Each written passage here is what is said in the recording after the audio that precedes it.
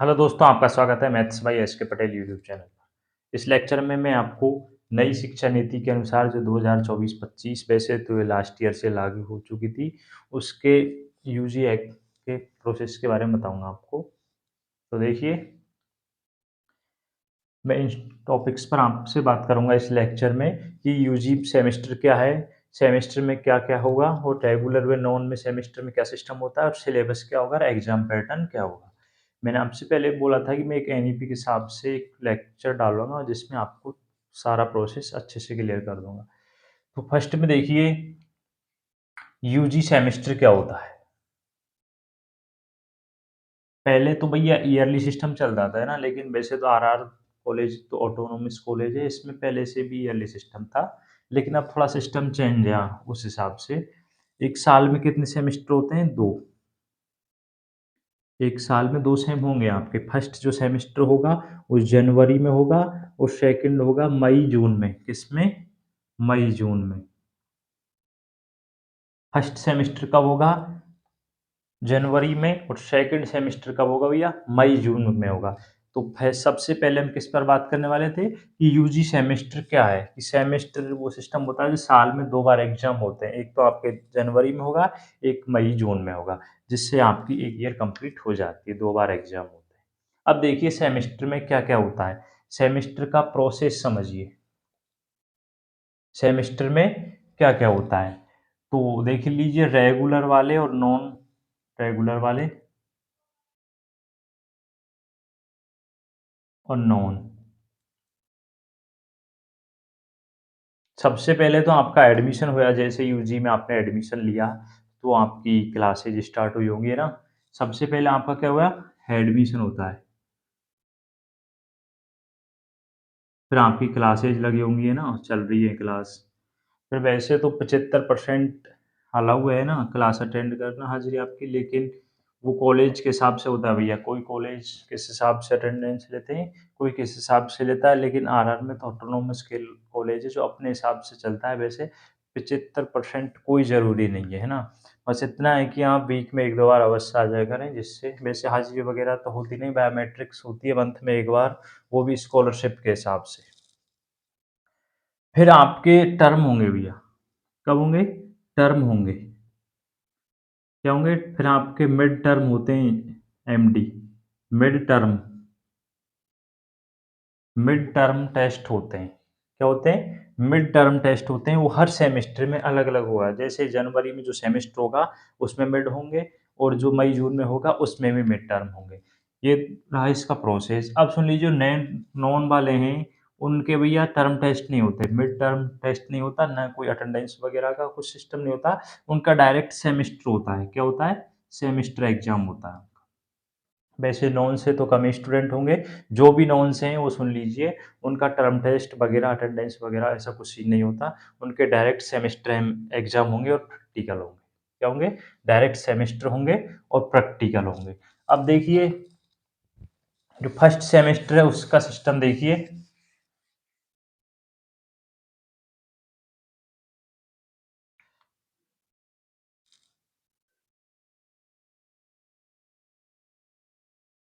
Semester first में देखिए, semester first में अक्टूबर में आपके क्या हो जाते हैं?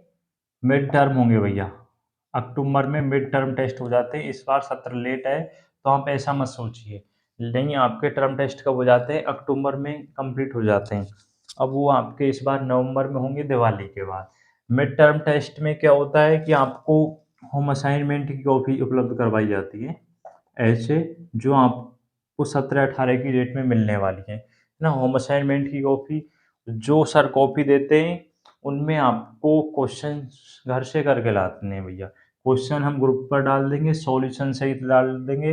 अगर आप क्वेश्चन से डायरेक्ट सॉल्यूशन बुक वगैरह में देख लेना, अगर किसी को बनाने की जल्दी है, जिसको बहुत जल्दी बनाने, तो भैया आप बुक से देख लेना क्वेश्चन के सॉल्यूशन। क्वेश्चन डल जाएँगे आपको 17-18 की डेट में शाम तक, है ना? तो वहाँ से आप क्वेश्चन के सॉल्यूशन कर सकते हैं। ऐसे फिर आपके टर्म होंगे, है ना? क्या होंगे? टर्म होंगे। क्या होंगे? टर्म टेस्ट होंगे, फिर प्रैक्टिकल होंगे दिसंबर में। दिसंबर में क्या होंगे? प्रैक्टिकल होंगे। प्रैक्टिकल होंगे और जनवरी में क्या हो जाएगा? सेमेस्टर हो जाएगा आपका। ये कंप्लीट सिस्टम होता है फर्स्ट सेमेस्टर का। क्या होता है? ये फर्स्ट सेमेस्टर का कंप्लीट सिस्टम होता है। यही सेम प्रोसेस सेकंड सेम का होगा। किसका? सेमेस्टर सेम सेकंड का। उसमें भी आपके किसमें? मार्च के एंड में। किसके? मार्च के एंड में आपके टर्म हो जाएँगे। मिड टर्म या अप्रैल के फर्स्ट वीक में। अप्रैल के फर्स्ट वीक में हो जाएँगे, है ना? फिर आपके क्या होंगे? प्रैक्टिकल होंगे, वो उसमें बाद में होंगे। पहले आपका सेमेस्टर होगा मई और जून में। मई जून में आपका क्या होगा? सेमेस्टर एग्ज़ाम होगा भैया। सेमेस्टर एग्ज़ाम होगा। क्या होगा? सेमेस्टर एग्ज़ाम होगा। फिर आपके जो प्रैक्टिकल होंगे वो होंगे जुलाई में। किसमें होंगे? जुलाई में आपके सेकंड सेम के क्या होंगे? प्रैक्टिकल होंगे। जुलाई मंथ में आपके सेकंड सेमेस्टर के प्रैक्टिकल होंगे। ये किसका सिस्टम हो गया? सेमेस्टर में क्या-क्या हो जो प्रोसेस होता है फर्स्ट सेमेस्टर, सेकंड सेमेस्टर उसमें आपको कंप्लीट प्रोसेस समझ आ गया होगा। सेमेस्टर फर्स्ट में क्या होगा? अक्टूबर में आपके टर्म होते हैं, इस बार थोड़ा लेट है सेशन, वो डिले हो गया, उस पे नज़र मत डालना, है ना?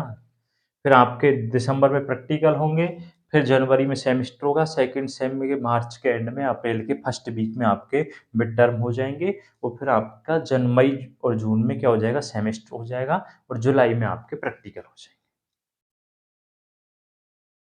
रेगुलर और नॉन में मैं आपको बता चुका हूँ कि रेगुलर वालों का तो सेम प्रोसेस ही होता है। जो नॉन कॉलेज हैं, उनका डायरेक्ट सेमेस्टर होगा और प्रैक्टिकल सब्जेक्ट हैं, उनका प्रैक्टिकल होगा भैया। जैसे भी मतलब कहने का ये है तात्पर्य है कि उनके टर्म टेस्ट नहीं होंगे, नए टर्म टेस्ट होंगे, ना उनको होम असाइनमेंट की कॉपी बनानी, सिर्फ़ उनको डायरेक्ट सेमेस्टर प्रैक्टिकल हो। सिलेबस क्या है? सिलेबस जो 2023-24 का सत्र से लागू हुआ है ना, 2023-24 का जो सिलेबस है, वही सिलेबस आपका रहेगा। सिलेबस काफ़ी पहले मैं डाल चुका हूँ ग्रुप में, अगर किसी के पास नहीं हो तो दोबारा से मैसेज कर देना, मैं डाल टेलीग्राम चैनल पर है, वहाँ भी डाल रखा है। सिलेबस वही है तो जो 2023-24 का है, बुक्स आप पुराने स्टूडेंट से ले सकते हैं। जो लास्ट ईयर पास किए उन्होंने फर्स्ट ईयर, उनसे आप बुक ले सकते हैं या न्यू ला सकते हैं, जैसी भी आपकी इच्छा हो। एग्ज़ाम पैटर्न, सिलेबस के बारे में बात कर चुके हैं, अब एग्ज़ाम पैटर्न के बारे में बताऊँगा आपको अच्छे से, जिससे आपको मेन टॉपिक यही है भैया। मेन जो टॉपिक है, मुद्दा है, वो यही है। इसलिए ये लेक्चर मैंने आपको बनाया है, जिससे आपको पूरा प्रोसेस समझ आ जाए। ये समझ आ गया होगा ना, यूजी सेमेस्टर क्या होता है कि साल में 2 बार सेमेस्टर होते हैं, फर्स्ट सेमेस्टर और सेकंड सेमेस्टर।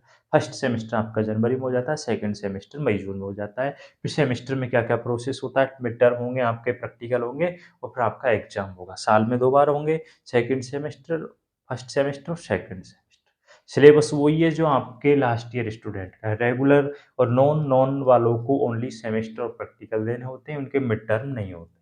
अब बात आती है एग्ज़ाम पैटर्न की, वो देखिए। मेन टॉपिक यही है भाई जिस पर अच्छे से बात करनी है ना, जिससे आपको आगे से प्रॉब्लम ना हो। मेन टॉपिक्स कौन-सा है? सिलेबस का ये जिस पर अच्छे से बात करनी है।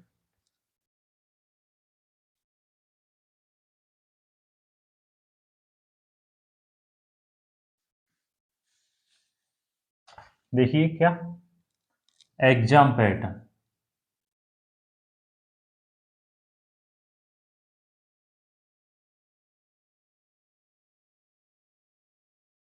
Exam pattern. Semester first.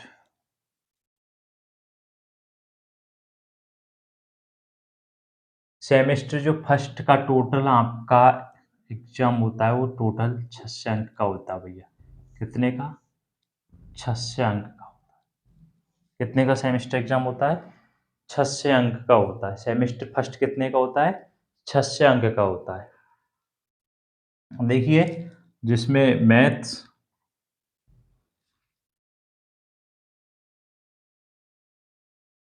Physics, chemistry, वो बॉटनी, ज़ूलॉजी वालों को, बायो वालों को मैं साथ में समझा दूँगा, है ना? इंग्लिश एनवायरमेंट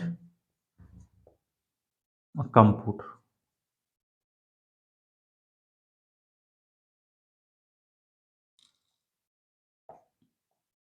डेढ़ से अंक का 100, 150, 50 इस तरह से होता है, जिसमें से आपका मिड टर्म प्लस में semester exam, mid term plus में सेमेस्टर, मिड टर्म प्लस में सेमेस्टर, मिड टर्म प्लस में सेम, इस तरह से डिवाइडेशन होता है।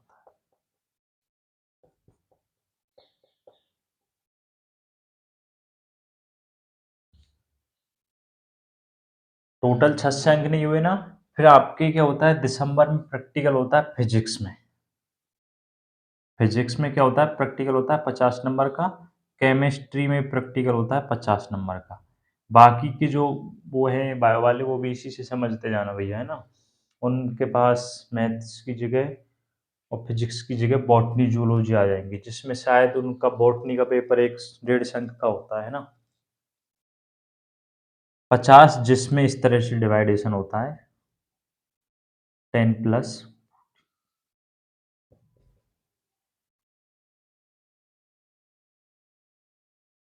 समझ रहे हैं ना। अब भैया अब आपके टर्म टेस्ट होने वाले हैं, इसलिए वीडियो बहुत इंपॉर्टेंट है, जिससे आप अच्छे से समझ जाए ना, जिससे आप उस हिसाब से तैयारी कर सकें, है ना।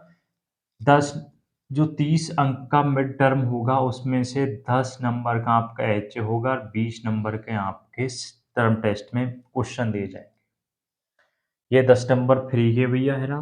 टोटल आपको 30 अंक में से 12 अंक लाने हैं। 12 अंक लाने हैं। जो टर्म टेस्ट के नंबर हैं वो आपके परसेंटेज में ऐड होते हैं। ये मतलब इस स्कोर में क्या होते हैं, ऐड होते हैं, काउंट होते हैं, ना कि आपके पासिंग मार्क। 40% लाना अनिवार्य है इसमें टर्म टेस्ट में, है ना। और टर्म टेस्ट देना भी ज़रूरी है। 30 में से 12 इजीली आ जाएंगे। जिनके 12 नंबर नहीं आएंगे उनके रिजल्ट में ये आएगा भैया, ध्यान रखना, RW आएगा उनके रिजल्ट। क्या आएगा, RW आएगा। अभी एक नोटिस डला था कि सेमेस्टर में नहीं बैठने दिया जाएगा। ऐसा इसलिए नहीं होता क्योंकि टर्म टेस्ट का रिजल्ट पहले नहीं आता, एक साथ रिजल्ट आता है। इस वजह से ऐसा नहीं मालूम होता कि सेमेस्टर में किसको बैठाया जाए। जो टर्म टेस्ट में अनुपस्थित रहेगा और 12 अंक नहीं आएंगे, उसके रिजल्ट में ये डाल दिया जाता है लास्ट। रिजल्ट किस में आएगा, RW का मतलब वेटिंग में आएगा। फिजिक्स में देखिए, ये 12 अंक हो गए। अब 120 नंबर का सिस्टम समझिए। इस 120 में से आपको 48 अंक लाने भैया। 120 में से 48 अंक लाने। कितने अंक लाने, 120 में से 48 अंक लाने। ये आपका पूरा मैथ्स का प्रोसेस है। अब इसमें बॉटनी का भी यही प्रोसेस है। जो बॉटनी वाले स्टूडेंट हैं उनका भी यही प्रोसेस है। मैथ्स ऑनर्स हो या पास कोर्स वाले हो, सबका सेम प्रोसेस है भाई। उनके पास सब्जेक्ट ही तो अलग अलग होंगे, है ना। बाकी का यही सिस्टम रहेगा। फिजिक्स देखिए, फिजिक्स में जो 20 नंबर का वो है, इसमें 8 नंबर का आपका एच हो जाएगा, 12 नंबर का आपका मिड टर्म होगा। ये फ्री के नंबर है ना, 8 नंबर 12 नंबर, इसमें से आपको 20 में से 8 अंक लाने। कितने अंक लाने, 8 अंक लाने। नहीं आएंगे तो आपका क्या रहेगा भैया, क्या हो जाएगा, RW आएगा रिजल्ट में। यही सेम प्रोसेस किसका है, केमिस्ट्री का है। और उसमें रहे 80 अंक। 80 में से आपको कितने अंक लाने, 32 अंक लाने। 32 अंक लाने। ये फिजिक्स का हो जाएगा, ये केमिस्ट्री का हो जाएगा। मैथ्स पर बात हो चुकी है, बॉटनी का ये हो जाएगा जो मैथ्स का है। जूलॉजी का वो हो जाएगा जो फिजिक्स का है। किसका है, फिजिक्स का है।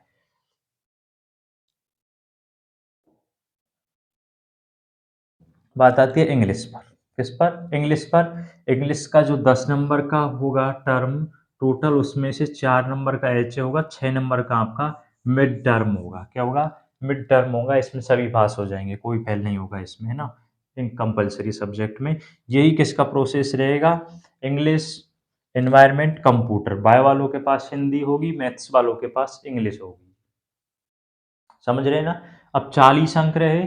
40 में से आपको 16 अंक लाने हैं सेमेस्टर में। भैया ये ध्यान रखना, विशेषकर फर्स्ट सेमेस्टर में तो आ जाते हैं, लेकिन सेकंड सेमेस्टर में 16 अंक भी नहीं आ पाते हैं। बहुत से स्टूडेंट हैं जिनके कंपल्सरी में बैक हैं।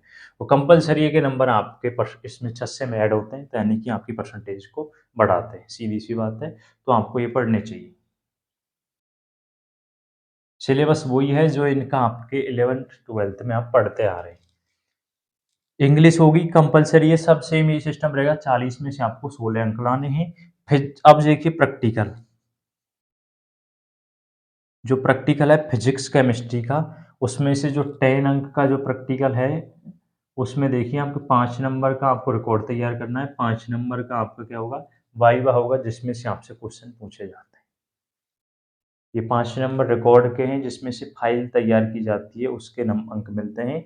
5 नंबर का वाइवा होता है, 40 नंबर का आपको उसमें कॉपी में क्वेश्चन दिए जाते हैं, वो सॉल्व करने होते हैं। अब बात हो चुकी है टर्म टेस्ट आपके कब होंगे, अक्टूबर नवंबर दिवाली बाद हो जाएंगे, सीधी सी बात है। जैसे ही आपके टर्म टेस्ट होंगे, आपको टाइम नहीं है भैया, आप अपना रिकॉर्ड तैयार करें, है ना, क्योंकि दिसंबर में आपके प्रैक्टिकल होने हैं। फर्स्ट सेमेस्टर वालों के दिसंबर में प्रैक्टिकल होने हैं। फर्स्ट सेमेस्टर में आपके क्या होंगे, प्रैक्टिकल होंगे, फिर आपका जनवरी में सेमेस्टर आ जाएगा। तो आपको टाइम है नहीं, आप अपना रिकॉर्ड तैयार करना, फिर सेमेस्टर की तैयारी करना। रिकॉर्ड आपको फिजिक्स और केमिस्ट्री का तैयार करना है, उधर आपको बॉटनी और सॉरी केमिस्ट्री और जूलॉजी का तैयार करना है। जो मैथ्स ऑनर्स से हैं, उनको ओनली फिजिक्स का रिकॉर्ड तैयार करना है, मैथ्स में कोई प्रैक्टिकल नहीं होता है ना, उनका स्कोर शायद थोड़ा डिफरेंट होगा, है ना। हाँ, वही 150 अंक के उसके नंबर थोड़ी के हो जाएँगे, सेम वही 600 अंक का होगा उनका भी। उनका भी 600 अंक का होगा। जो मैथ्स ऑनर्स वाले हैं, सुन लीजिए 150 अंक तो इस मैथ्स के हो जाएँगे, एक नंबर थोड़ी चलती है, 150 अंक उसके हो जाएँगे, 150 से 300 और 150 इस कंपल्सरी के हो जाएँगे, एक फिजिक्स का हो जाएगा प्रैक्टिकल, वही 600 अंक का उनका होगा ये। जो मैथ्स ऑनर्स से हैं या केमिस्ट्री ऑनर्स से हैं, फिजिक्स ऑनर्स इस कॉलेज में है नहीं, जिससे भी हैं वो इस उनका भी 600 अंक का होगा टोटल। सेमेस्टर फर्स्ट में ये प्रोसेस है पासिंग मार्किंग का, यही सेम प्रोसेस है सेकंड सेमेस्टर में, लेकिन सेकंड सेमेस्टर का आपका टोटल होगा 650 अंक। कितने का होगा भैया? 650 अंक का होगा। अब उस 650 अंक में 50 अंक किसके बढ़ रहे हैं, ये देख लीजिए आप। जो आपके कंप्यूटर है, इसका प्रैक्टिकल होगा सेकंड सेमेस्टर में सबका। इसका कंप्यूटर में प्रैक्टिकल होगा 50 अंक का, उसमें से वही सिर्फ प्रोसेस है 10 प्लस 40, 10 नंबर का आपका वर्क होगा, 40 नंबर का। प्रैक्टिकल रिकॉर्ड आप तैयार अभी मत कीजिए, आप टर्म टेस्ट के बाद कर लेना। प्रैक्टिकल बुक आप लाएँ तो आपकी मर्ज़ी, ना लाएँ तो आपकी मर्ज़ी। वैसे जब आपको हम आपके टर्म हो जाएँगे, उसके बाद फाइल डाल देंगे। जैसे ही आपके प्रैक्टिकल की डेट आएगी, तो पीडीएफ डाल देंगे ग्रुप में, उसमें से आप प्रैक्टिकल बना सकते हैं अपना रिकॉर्ड। बाकी आपकी मर्ज़ी है, जैसा सर बोल रहे होंगे कॉलेज में कि आप प्रैक्टिकल बुक ले आएँ, वो आप मत लाना। जो लाना चाहता है वो ले आए, नहीं तो फाइल डालेंगे, उसमें से आप कर लेना भैया, क्योंकि आप खुद समझदार हैं कि 5 नंबर का आपका रिकॉर्ड है, कोई इतना गौर से चेक नहीं करता, सिर्फ़ आपको पूर्ति करनी है, अपना रिकॉर्ड तैयार करना है अच्छे से, है ना? प्रैक्टिकल में कितने पासिंग मार्किंग चाहिए? 16 अंक होने चाहिए, जो ईज़िली सबके आ जाते हैं। प्रैक्टिकल में कोई फेल नहीं होता भैया। अब जिसको कुछ लिखना ही नहीं आता, उसकी बात अलग है। आप साइंस के स्टूडेंट हैं, ऐसा तो होगा नहीं कि जो 16 अंक भी नहीं ला पाएँगे प्रैक्टिकल। प्रैक्टिकल का उपाय भी बता देंगे, जब जिस टाइम प्रैक्टिकल होगा उस टाइम, घबराइए मत, है ना? 650 हो गए ना, सेकंड सेमेस्टर में कितने अंक हो गए? 650 हो गए। 50 अंक किसके बढ़ गए? कंप्यूटर के बढ़ गए। अब आपको पूरा सिस्टम समझ आ गया होगा, कंपल्सरी सब्जेक्ट का और मेन सब्जेक्ट का। क्योंकि जो मैंने शुरू में स्टार्टिंग का पैटर्न डाला था, आरआर कॉलेज जो लेक्चर डाला था, उसमें कंपल्सरी सब्जेक्ट के बारे में मैंने डिस्कस नहीं किया था, क्योंकि थोड़ा उस टाइम मालूम नहीं था मेरे को इतना कि इतने अंक लाने हैं, कितने का पेपर होता है। अब मैंने अच्छे से समझा, तो आपको समझाया। ये रही बात भैया, अब आपको कोई प्रॉब्लम नहीं होनी चाहिए मेरे हिसाब से। लास्ट ईयर वाले स्टूडेंट्स को इतनी इन्फॉर्मेशन नहीं मिल पाई थी, इस वजह से उनका रिजल्ट ऐसा है भैया, उनको इतना कन्फर्म नहीं था। ये मत सोचना, पहली बात सुन लेना, उनकी इसी तरह की जो आपके जैसे 120 में से 48 लाने हैं, ये 48 ऐसे मत लगा लेना कि टर्म टेस्ट के नंबर भी ऐड कर दें, इसमें से किसी के 20 आ रहे हैं और इसमें से बाकी के 28 नंबर लिया है, ऐसा कुछ नहीं है भैया। आपको 120 में से 48 अंक लाने हैं तभी आप पास हो पाएँगे, नहीं तो रिज़ल्ट आपकी आँखों के सामने है, जो जैसा है वैसा ही रहेगा। मैं हर सब्जेक्ट की वीडियो डालूँगा, उसमें हर सब्जेक्ट के पेपर के बारे में बताते जाऊँगा। जैसे अब आपके टर्म टेस्ट की मैं वीडियो डाल रहा हूँ, अभी तो मैंने आपको फिज़िक्स के क्वेश्चन डाल दिए, केमिस्ट्री के क्वेश्चन डाल दिए, मैथ्स के क्वेश्चन वेट कीजिए, अभी आपका टाइम टेबल आएगा उस जब आपको डाल दिए जाएँगे। जितनी आप जल्दी करेंगे उतना आपको ज़्यादा पढ़ना पड़ेगा भैया, मैं फिक्स क्वेश्चन बता दूँगा, आपको टाइम टेबल आ जाने दो एक बार, है ना? और बाकी जो सेमेस्टर में क्या बताना चाह रहा था आपको, हाँ।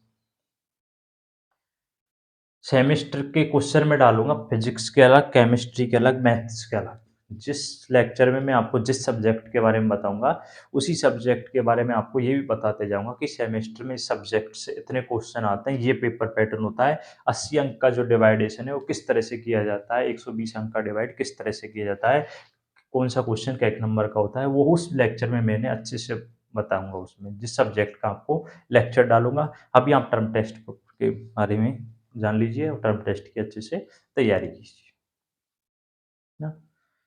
ये तो आपको 40% अंक लाने होते हैं टर्म टेस्ट में। अब एक चीज़ सुन लेना भैया, जो कि विशेषकर इम्पोर्टेंट है, इस बार आपने देखा होगा कि कुछ स्टूडेंट के रिज़ल्ट में ये लिखा रहा FAI है। मैं नहीं चाहूँ कि ये आपके साथ भी हो, है ना? उसका एक रीज़न है, वो तो है ही रीज़न तो कि जिसके फर्स्ट सेमेस्टर में भैया पीसीएम में बैक है, ये सुन लेना, जिसके सेमेस्टर फर्स्ट में पीसीएम में 2 बैक लग गई। कितनी बैक लग गई? 2 बैक लग गई। फिर अगर यदि उसके सेमेस्टर सेकंड में पीसीएम में फिर भी बैक लग गई, सेमेस्टर सेकंड में पीसीएम में कितनी बैक लग गई? 2 बैक लग गई, है ना? तो टोटल हर सेमेस्टर का जो क्रेडिट स्कोर होता है, वो होता है 60। तो दोनों सेम का हो जाएगा, टोटल 52 हो जाएगा। ये क्रेडिट स्कोर होता है। हर सेम का क्रेडिट स्कोर होता है 26। तो जैसे आपके बैक लगेंगे जिस सब्जेक्ट में आपका क्रेडिट स्कोर करेगा, क्रेडिट स्कोर जो टोटल 26 होता है, जैसे 26 इसका, ये किस हिसाब से होता है, आपके सब्जेक्ट के अंक के हिसाब से होता है। टोटल जो 26 है, आपके सभी सब्जेक्ट का टोटल क्रेडिट स्कोर है कि किसी सब्जेक्ट का 4 है, किसी सब्जेक्ट का 2 है, किसी सब्जेक्ट का 6 है, उस हिसाब से टोटल 26 है। इसी तरह से सेकंड सेम का है 26। फेल उसके रिजल्ट में आएगा। ये मैं चीज़ पहले इसलिए बता रहा हूँ कि आप अपने सब्जेक्ट में बैक भी लगें, तो ऐसे नहीं कि ज़्यादा, मतलब बिल्कुल कम अंक नहीं आने चाहिए, कहने का मतलब ये है, जिससे आप समझ जाएँ कि फर्स्ट में लग गई तो सेकंड में ऐसा नहीं होने दिया जाए, इस फर्स्ट में नहीं लगी तो सेकंड में तो कोई प्रॉब्लम ही नहीं आएगी। ये क्रेडिट स्कोर आपको फर्स्ट सेमेस्टर की मार्कशीट में शो नहीं होगा, सेकंड की में शो होगा, जिसमें से आपको 26 लाने हैं। इसमें से 52 में से 26 लाने हैं, जिसका 26 से नीचे आएगा उसके रिजल्ट में ये आएगा। अब क्रेडिट स्कोर आपका जब सही रहेगा, जब आपके अंक सही रहेंगे सब्जेक्ट, है ना? मैंने एक लेक्चर डाला था, वो तुम तो नहीं देखा होगा तुम लोगों ने, सेमेस्टर थर्ड का जो रिजल्ट आया था उसमें ये रीज़न था भैया, जिनके रिजल्ट में ये आ रहा था कि आपके फर्स्ट सेम में अगर पीसीएम में 2 बैक लगेंगी और सेम सेकंड में 2 बैक लगेंगी, तो 100% ये ध्यान रख लेना, आपका क्रेडिट स्कोर 90% चांस तो ये होगा कि इससे नीचे जाएगा। ऐसा नहीं हो, इसलिए आप अच्छे से पढ़ें भैया। विश्वास रखना मेरे पर, मैं जो क्वेश्चन डालूँ सेमेस्टर के लिए, टर्म टेस्ट में तो ऐसा है कि टर्म टेस्ट से आप सब पास हैं, टर्म टेस्ट में कोई फेल नहीं होगा। टर्म टेस्ट में आरडब्ल्यू उसके आएगा, जो भैया अनुपस्थित रहेगा या बिल्कुल कुछ जानता ही नहीं, जो इसने होम असाइनमेंट नहीं बनाई या किस ऐसे ही कुछ क्वेश्चंस करे गलत-सलत किए, उसके 12-8 अंक तो ईज़िली आ जाते हैं भैया, 2-2 3-3 अंक लाने हैं बस आपको। तो टर्म टेस्ट पर इतना दिमाग मत लगाना आप, है ना? मतलब वो तो आपकी परसेंटेज बढ़ाएगा, अच्छी बात है, आपको पढ़ना चाहिए, आपकी परसेंटेज अच्छी बनेगी, लेकिन इतना हावी मत होने देना कि आप घबरा जाएँ टर्म टेस्ट में ही। और एक चीज़ और ध्यान रखना, भैया कोई चीटिंग वगैरह नहीं करे। टर्म टेस्ट में या सेमेस्टर में किसी भी में से टर्म टेस्ट की तो चल बात छोड़ो, सेमेस्टर में अगर जिसने भी चीटिंग की वो पकड़ा गया तो भैया उसका रिज़ल्ट 1 मंथ के लिए पेंडिंग में डाल दिया जाएगा, है ना? पकड़ा गया तो उसके रिज़ल्ट में आरडब्ल्यू आएगा, रिज़ल्ट निकलेगा भी नहीं उसका। विशेषकर सुना रहा हूँ, उसका एक नुकसान है कि वो रिवेल का फॉर्म नहीं लगा पाएगा। जिससे वो अपने किसी सब्जेक्ट में बैक लग गई है, तो उसमें 1-2 अंक बढ़ जाएँ, बैक निकाल सके। उसका नुकसान ये होता है अगर आप बहुत स्टूडेंट हैं भैया ऐसे केस हर सेमेस्टर में 8-10 केस आते रहते हैं, तो आप समझ जाएँ। यार आप चीटिंग क्यों ले जाते हैं? आपको मालूम है ये क्वेश्चन एग्ज़ाम में आएगा जिसकी आप चीटिंग बना रहे हैं, तो उस पर आप 10-20 मिनट मेहनत कर लीजिए, वो वैसे ही याद हो जाएगा। आपको समझदारी से रहना है, ऐसे नहीं, गलत काम नहीं है भैया। समझ लेना भैया, ये विशेषकर फिर आप बाद में आप पछताओगे।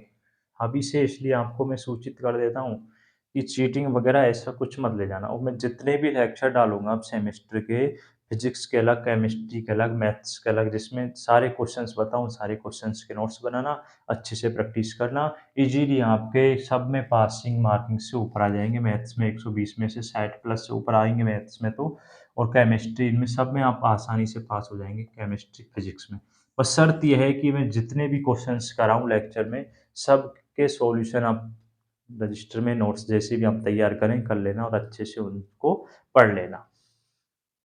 जो जिसने फ़ॉलो किया भैया जिस हिसाब से चलता रहा है मैं बताऊँ उस हिसाब से तो 100% श्योर है आप पास हो जाओगे आसानी से। इतना हार्ड है नहीं जितना आप समझ रहे हो रिज़ल्ट को देखकर।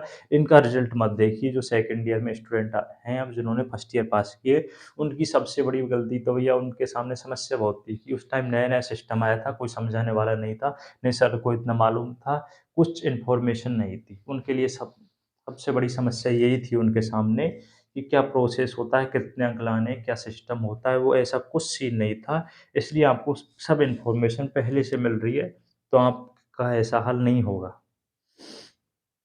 अगर आप पढ़ेंगे नहीं तो आपके साथ भी ऐसा ही होगा जो सेकंड ईयर के स्टूडेंट हैं इनके साथ। लेकिन उन्होंने भैया विश्वास कुछ स्टूडेंट ने किया था क्योंकि आप आते हैं स्कूल से आपकी परसेंटेज को अब वो कुछ स्टूडेंट होते हैं जो 90 प्लस 90 से ऊपर होते हैं भैया।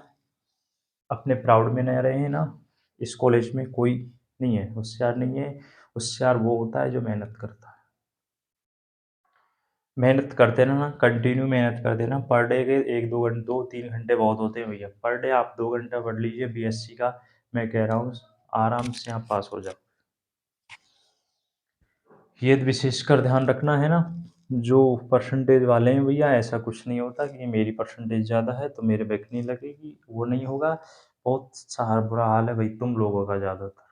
तुम्हारा ही वोट सबसे पहले उतरता है यहाँ, है ना? तो आप पढ़ते रहना कंटिन्यू सतत रूप से, आसानी से आप पास हो जाएँगे। बस फॉलो करते रहना जिस हिसाब से मैं आपको बताऊँ उस हिसाब से आप चलते रहना। ठीक है भैया, आपके लिए वीडियो बहुत ज़रूरी थी इसलिए मैंने ये वीडियो आपको बनाई है। अब इस वीडियो के द्वारा आप आसानी से अपनी तैयारी कर सकते हैं, उस हिसाब से समझ सकते हैं एग्ज़ाम प्रोसेस के बारे में। बाकी का मैं आपको टाइम से टाइम इन्फॉर्मेशन वीडियो डालता रहूँगा। सभी भैया टेलीग्राम चैनल को जॉइन कर लीजिए, जिन्होंने टेलीग्राम चैनल जॉइन नहीं कर रखा वहाँ पीडीएफ वगैरह मैं आपको डाल देता हूँ। मैथ्स बाय एसके पटेल के नाम से ही है। आप यूट्यूब चैनल के डिस्क्रिप्शन में जाकर लिंक डाल रखी है, वहाँ से जॉइन कर सकते हैं। और सभी भैया चैनल को सब्सक्राइब ज़रूर कर दिया करें ना, आपके लिए जब मेहनत की जाएगी, आपको कोई भी इन्फॉर्मेशन होगी कॉलेज से रिलेटेड, तुरंत यूट्यूब पर डाल दी जाएगी। जो भी रिजल्ट से लेकर, टर्म टेस्ट से लेकर, सेमेस्टर से लेकर, सारी वीडियो आपको उपलब्ध करवा दिए जाएँगे टाइम से टाइम। तो इसलिए सभी चैनल को सब्सक्राइब करें। फर्स्ट ईयर के स्टूडेंट्स भी भैया कम सब्सक्राइब कर रहे हैं ना, तो आप सब्सक्राइब कर लीजिए जिससे आपको सेमेस्टर की वीडियो आसानी से उपलब्ध हो जाए। ठीक है भैया, थैंक यू।